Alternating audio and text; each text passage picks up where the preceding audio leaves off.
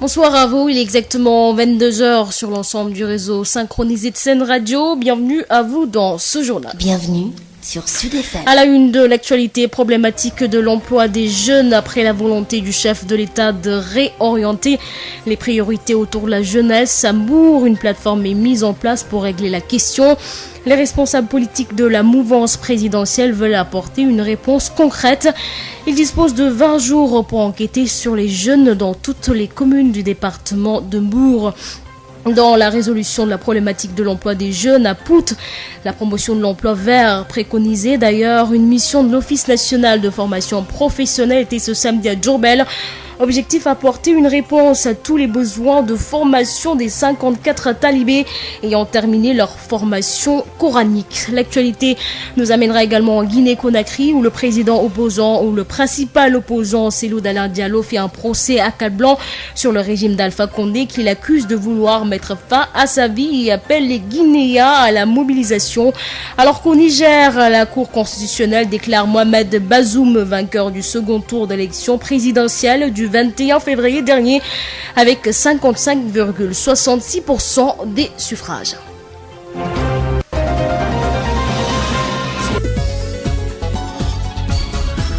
Aïssatou Gueye-Ba. À la présentation, Pape Abdoulaye Dièye assure la mise en onde de ce journal. Après la volonté du président de la République Macky Sall en Conseil des ministres de mettre en place un programme d'urgence pour l'emploi des jeunes, une réorientation des priorités autour de la jeunesse, une perspective sur la période 2021-2023, outre les emplois salariés et les recrutements, 350 milliards seront mobilisés pour le financement des jeunes et des femmes. Amour, une plateforme est déjà mise en place pour régler la question. Les responsables politiques de la mouvance présidentielle veulent apporter des réponses concrètes.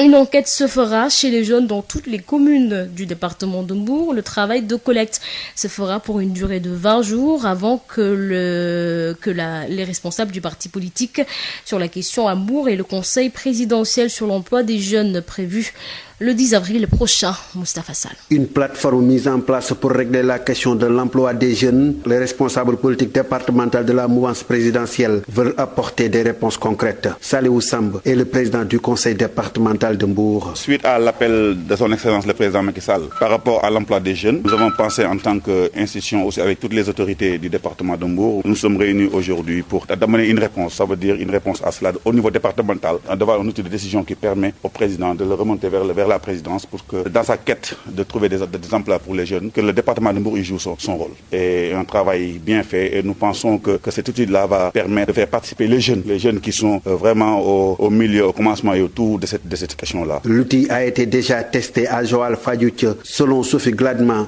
ministre de l'Énergie. En l'espace de 2 heures, 117 jeunes avaient été enquêtés et qu'ils avaient donné leurs sentiments, exprimé leurs sentiments à travers cette enquête. Donc 117 jeunes, en l'espace de 2 heures, ils ont été formés en 4 heures. On s'est dit pourquoi ne pas utiliser cet outil au niveau du département de Mbour pour essayer de faire la cartographie de la demande. C'est pas simplement demande d'emploi, mais de la réalité du terrain. Les jeunes qui n'ont pas de formation, les jeunes qui ne travaillent pas. Mais qu'est-ce que ces jeunes veulent? Aujourd'hui, nous avons fini un cycle. Il y a un nouveau cycle qui vient dans le monde. C'est le cycle des médias, c'est le cycle des réseaux sociaux. Peut-être tout le monde n'est pas au diapason aujourd'hui. Donc cet outil devrait nous permettre d'aller vite et d'avoir toutes les informations nécessaires. Cet exemple, si ça peut faire tâche d'huile pour l'ensemble du territoire, on ne dirait pas non. L'enquête se fera dans toutes les communes du département de Mbour, déclare Serigne Gueye Diop, maire de Sandiara. Comprendre exactement, est-ce que dans les 3 catégories de jeunes, ceux qui cherchent l'emploi mais ne sont pas qualifiés, combien ils sont? Ceux qui sont qualifiés mais qui n'ont pas trouvé d'emploi, combien ils sont? Quels sont ceux qui veulent aller vers l'entrepreneuriat, donc qui ont besoin de financement? Et ça, il faut qu'on le sache exactement, sans mesure, sans données scientifiques, sans données statistiques, vous ne pourrez rien faire. L'autre décision qu'on a prise, c'est qu'on a vu aussi que les maires n'échangent pas assez d'expérience. Donc nous avons créé un cadre de concertation des maires qui va se réunir périodiquement avec le président du conseil départemental pour échanger justement nos expériences en matière d'emploi et voir quelles solutions nous allons faire. Le travail de collecte se fera pour une durée de 20 jours. Un CDD sur la question sera organisé par le préfet avant le conseil présidentiel sur l'emploi des jeunes prévu le 10 décembre prochain. Moustapha Sall, Mbour, Sud FM. Moustapha Sall, restons toujours à Thiès dans la résolution de la problématique de l'emploi des jeunes. Une promotion de l'emploi vert pour venir à bout du chômage des jeunes, c'est ce que prône l'Agence nationale de reforestation et de la Grande Muraille Verte en campagne de reboisement à Pout, nous dit Babacar Sow. Résolution de la problématique de l'emploi des jeunes, l'Agence sénégalaise de reforestation et de la Grande Muraille Verte en campagne de reboisement à Pout dans le département de Thiès propose l'emploi vert, le reboisement, un système capital pour le développement économique d'un pays, mais aussi dans le cadre de la lutte contre le réchauffement climatique, d'où l'appel adressé aux jeunes par le ministre Ali Haïdar pour leur implication dans le secteur afin d'acquérir des revenus économiques. Ali Haïdar. Le reboisement est capital pour le développement économique, pour la lutte contre le réchauffement. Mais les jeunes peuvent s'impliquer. Pour eux, c'est un débouché très important. C'est ce qu'on appelle l'emploi vert. Parce que vous savez, ces plantes que j'ai ici, elles viennent de notre Gouille. Ce sont des groupements de femmes qui les produisent. Elles en produisent près de 500 000 tous les ans. Et elles les vendent. Nous-mêmes, l'agence, on en achète beaucoup. Donc nous voudrions développer cela ici, que les jeunes puissent produire des arbres, des plantes comme ça, qui sont vendus entre 300 et 400 francs, 250 francs. Mais si vous en vendez des milliers, mais c'est un débouché. Donc il faut peut-être que monsieur le maire envisage que dans certains espaces aussi publics, qu'il puisse permettre l'installation de pépiniéristes qui produisent ces arbres. Une occasion pour l'ancien ministre de l'Environnement du premier gouvernement Macky Sall de revenir sur l'importance de la reforestation et son sens. Ali Haïdar s'explique. La reforestation, ce n'est pas seulement planter un arbre, c'est permettre à la nature de se développer. Donc des endroits de la forêt que vous clôturez pour empêcher les divagations de bétail, que vous protégez pour empêcher les feux de brousse, où vous mettez des gardiens pour surveiller et qui se redensifient tout seuls. C'est aussi de nourrir le bétail parce que les arbres sont liés à des animaux. Donc nous avons une technique de reforestation qui consiste à déplacer ces graines. Comme nous avons des techniques qui consistent à nourrir le bétail avec du cadre, avec du Dakar Toubab, avec l'acacia sénégalensis, nourrir le bétail de sorte à ce que lui aussi, il transporte dans son transit les graines et qu'il les disperse. Babacar Sow depuis Pout pour Sud FM. Babacar Sow, le directeur Mohamed Ba, le directeur général de l'Agence pour la promotion des sites industriels de Diamniadio, se félicite des réalisations qui sont faites par l'État dans le département de Nioro. Il a également salué le discours du chef de l'État qui s'est adressé à la jeunesse. Un discours responsable, a-t-il dit. Toutefois, il pense que pour la formation des jeunes, des orientations ont été données, mais cette formation doit se faire dans les projets pétroliers, gaziers et miniers. Mohamed Ba, directeur général de l'Agence pour la promotion des sites industriels de Diamniadio, est avec Mamadou Kamara. Pris d'abord pour le repos des âmes.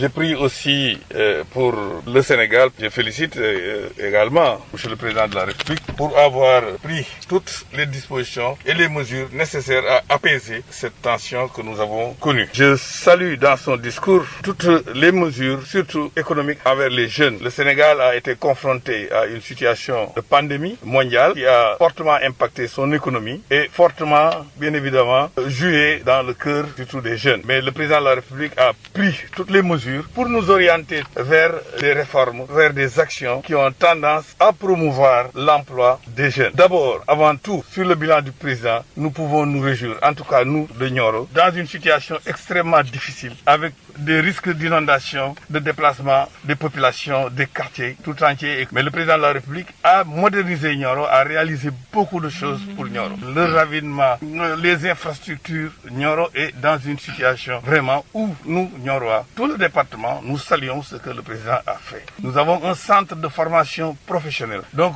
objectif, former les jeunes de Nioro. Mais pour en revenir à la situation actuelle, il faut dire que les mesures ont été prises. Les orientations sont données de façon très claire. D'abord budgétairement, orienter davantage de ressources vers la formation professionnelle, vers la création d'emplois, vers l'employabilité des jeunes et également favoriser l'emploi des jeunes dans les structures qui en emploient, dans les chantiers, dans tout ce qui se fait dans le pays. Les institutions étaient fermes, claires, avec une vision planifiée, de faire de sorte à ce que, au niveau de la formation professionnelle, qu'on forme davantage de jeunes dans la réalisation concrète de tous les projets que nous avons, dans la construction, dans les projets industriels, dans les projets pétroliers à venir. C'est ainsi qu'on aura à former beaucoup plus de soudeurs, beaucoup plus de chaudronniers, beaucoup plus de maçons, etc.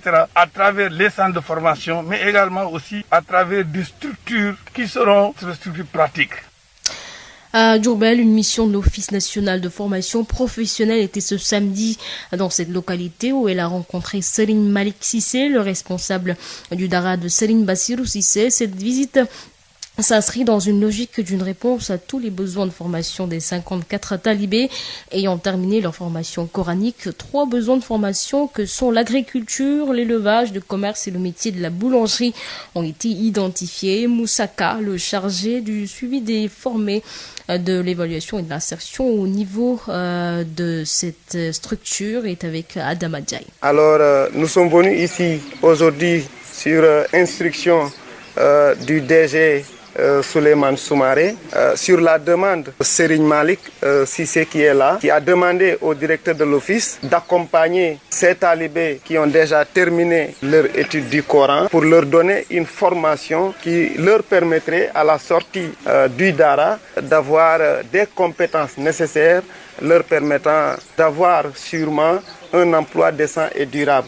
La volonté de l'ONFP, c'est effectivement d'aller répondre à toute demande d'un besoin de formation. L'État, pendant longtemps, s'était inscrit dans une dynamique de former tout demandeur de formation. L'objectif ici, c'est d'identifier les besoins de formation de ces talibés-là, avec eux, élaborer un projet personnel et professionnel, et après ces 2 étapes-là, les accompagner pour qu'ils puissent avoir soit un financement, soit un emploi salarié. Les nombres de bénéficiaires, après une première identification, sont au nombre de 54, mais nous sommes convaincus que le chiffre va être plus que ça. Et pour les offres, en tout cas les demandes qui ont été exprimées, tournent autour de 3 demandes.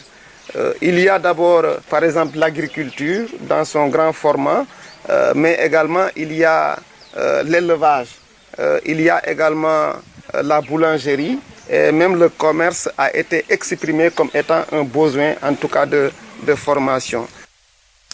Un programme d'urgence pour l'emploi des jeunes instauré par le gouvernement du Sénégal, l'emploi des jeunes mais aussi des femmes. La Fédération nationale des femmes rurales demande d'ailleurs plus de semences et d'intrants pour la prochaine saison des pluies. En conclave à Tandamundaï, dans la commune de Ndiafat, elles ont encore demandé à l'État 100 milliards des terres cultivables pour développer leurs activités. Adja Nyokumbaï, président de la Fédération nationale des femmes rurales, est avec Mamadou Kamara. On va vers l'hiver et on doit distribuer des semences. Nous demandons à l'État, surtout au ministère de l'Agriculture, de nous donner des semences de bonne quantité et de bonne qualité. Parce que la Fédération des femmes rurales est constituée de 302 bâtiments répartis dans toutes les régions, les villages les plus reculés du Sénégal. Mais ce qu'on nous donne chaque année ne nous suffit pas. Et toutes les régions viennent prendre le semence à Kaolack. Donc raison pour laquelle nous demandons à l'État de nous octroyer d'une semence de bonne qualité et d'une bonne quantité aussi. Ça, nous le demandons au président de la République et demandons aussi au ministre de l'Agriculture, qui est notre ministre de tutelle. Oui, il a annoncé les 350 milliards pour les jeunes. Mais ce que moi je demande au président de la République, c'est aujourd'hui, nous sommes à période de Covid, ça ne va pas. Je voudrais qu'il verse 100 milliards dans l'agriculture. Et ces 100 milliards-là vont nous permettre de relever le défi de cette pandémie. Parce que si on octroie 100 milliards dans l'agriculture et que les femmes rurales reçoivent des semences de bonne qualité et qu'on nous donne des terres et de la bonne terre et nous cultivons la terre là, demain, nous allons pouvoir relever le défi de la pandémie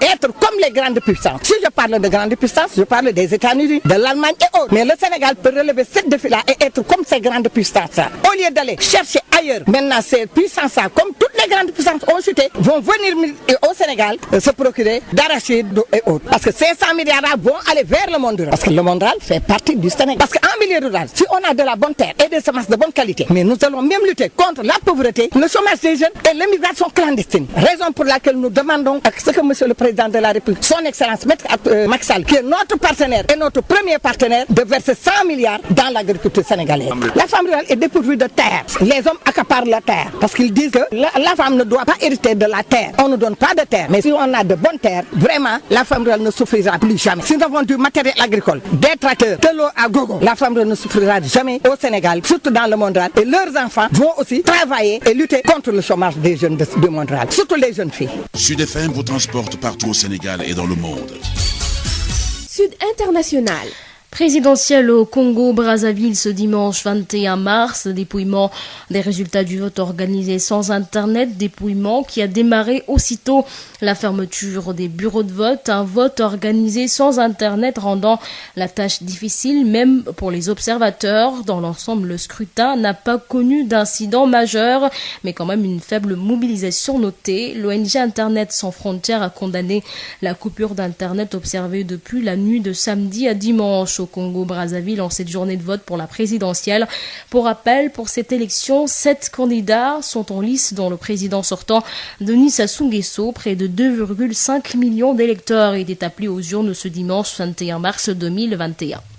Restons toujours dans la politique, mais pour aller en Guinée-Conakry, où le principal opposant guinéen fait un procès accablant sur le régime d'Alpha Condé, privé du siège de son parti par les autorités. Cellou Dalein Diallo opte pour les réseaux sociaux pour s'adresser à ses citoyens. Le candidat malheureux de la dernière élection présidentielle accuse le chef de l'État de vouloir mettre fin à sa vie et appelle les Guinéens à se mobiliser pour faire partir Alpha Condé du pouvoir.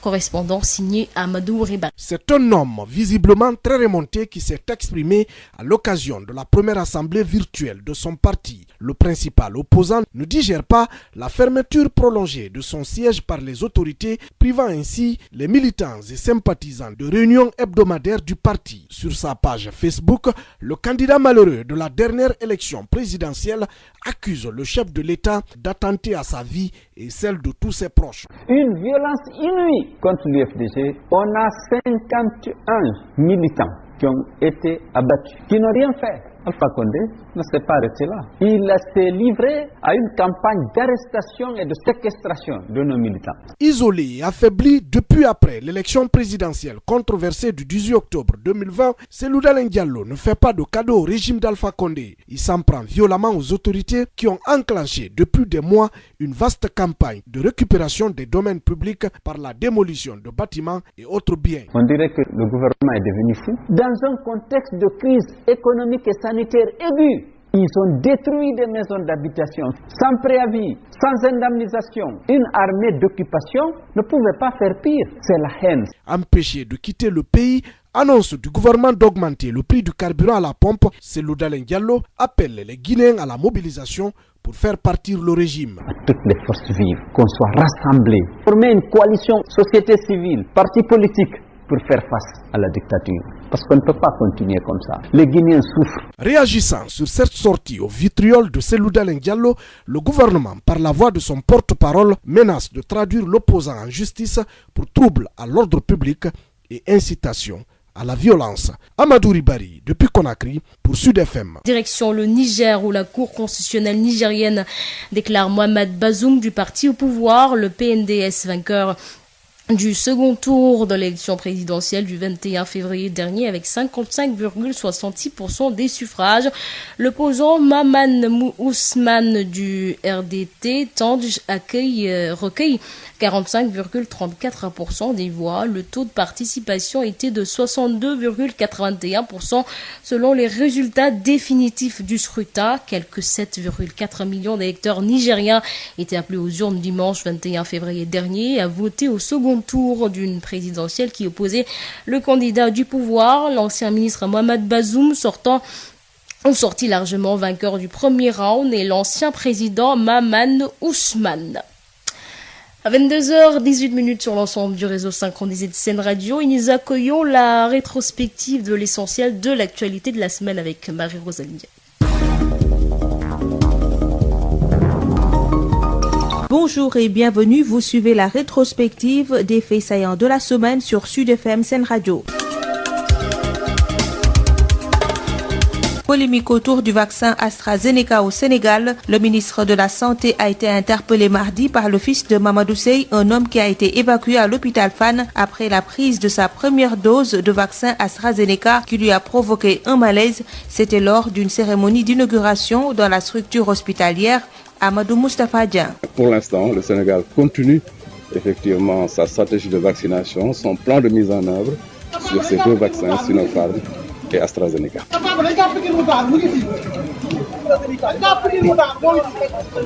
Abdoulaye Diouf Sarr n'avait même pas fini de rassurer les Sénégalais sur le vaccin AstraZeneca qu'une voix s'est élevée pour le contredire séance tenante. Cette voix, c'est celle d'Eliman, le fils du vieux Mamadou Seye de Yeumbeul, tombé malade à la suite de la prise de la première dose du vaccin AstraZeneca.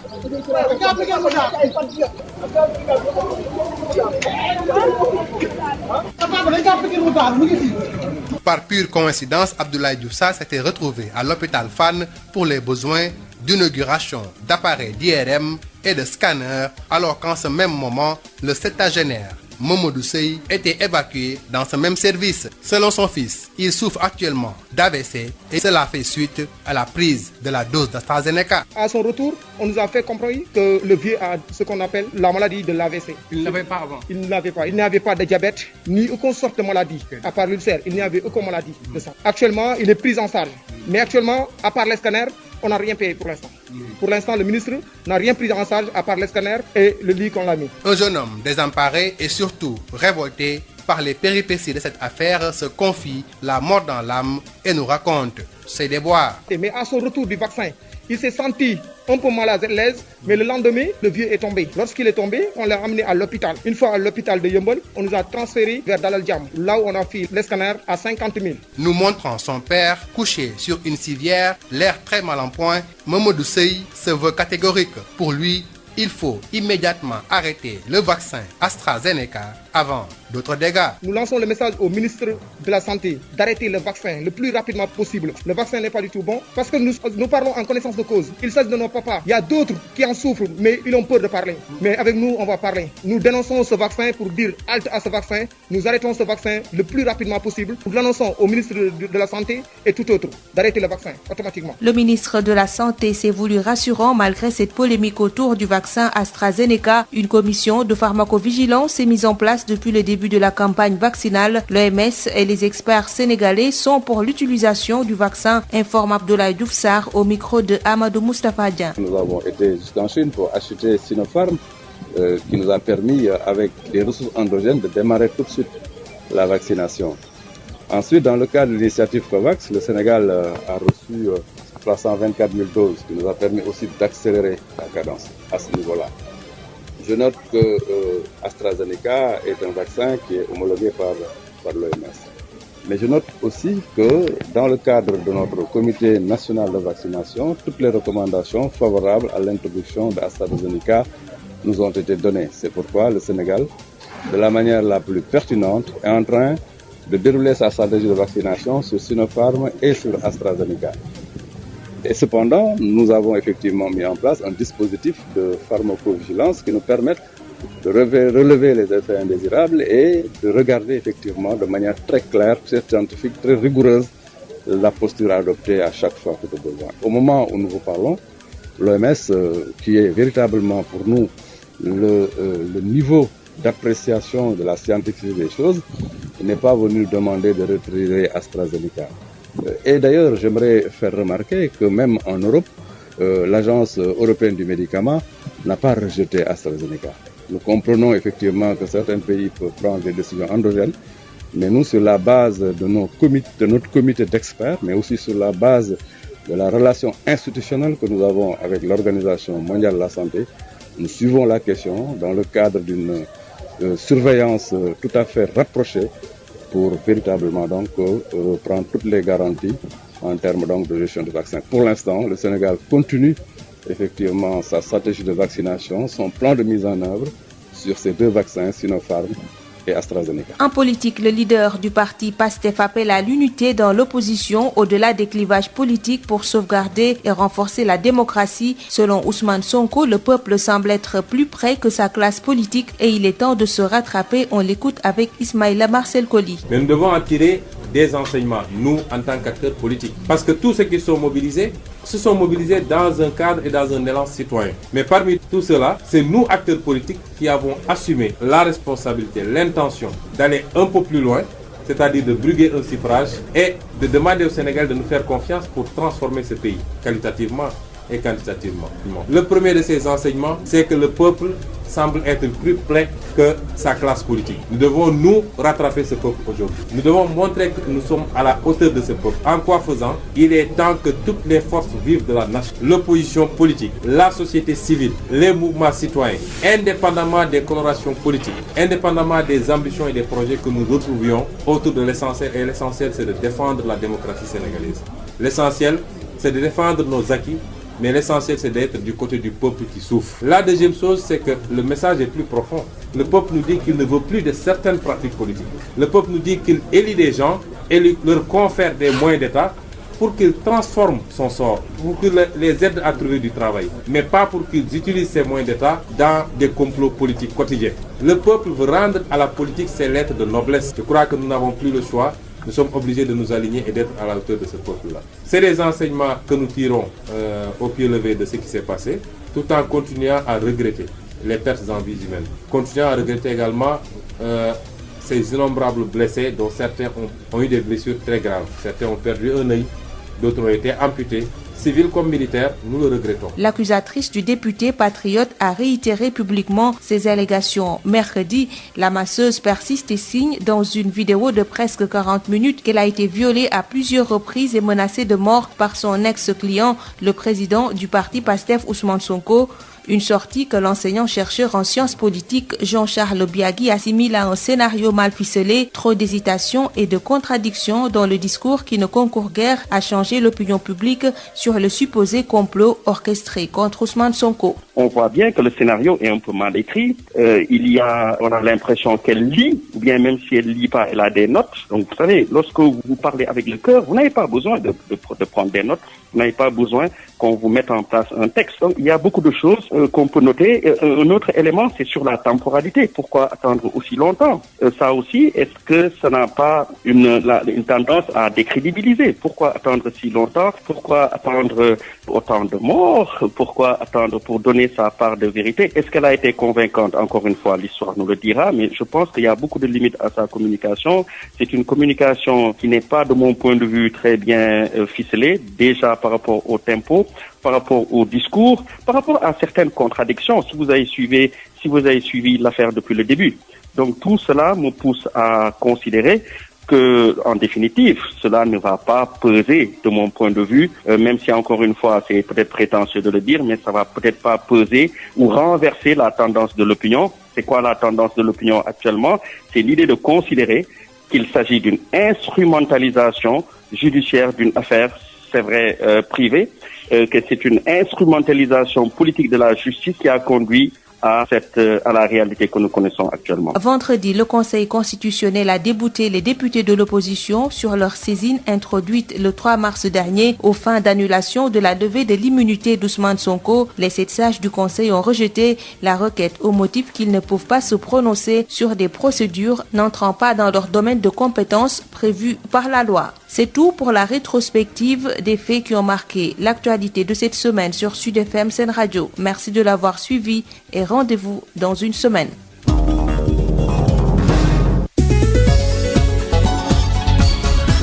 Aïssatou Gueye-Ba. 22h27 sur l'ensemble du réseau synchronisé de Sen Radio. C'est la fin de ce journal. Le rappel des titres.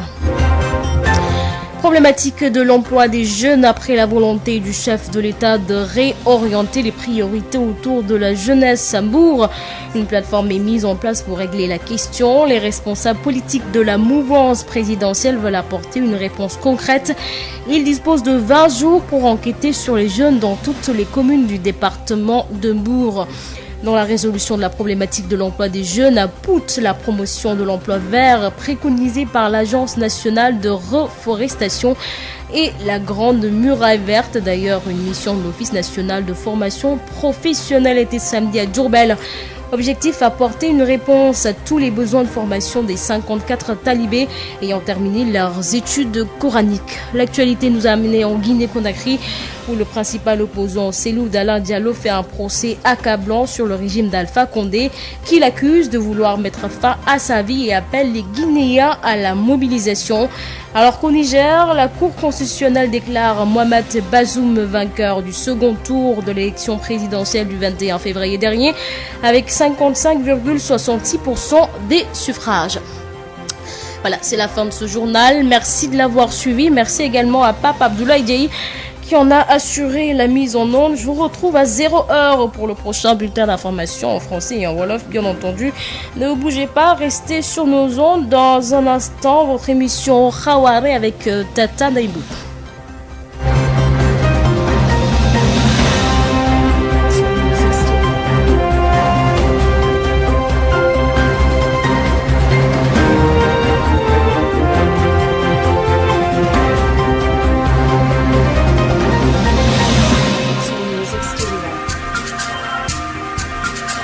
Sud FM, Dakar 98.5. Sud FM.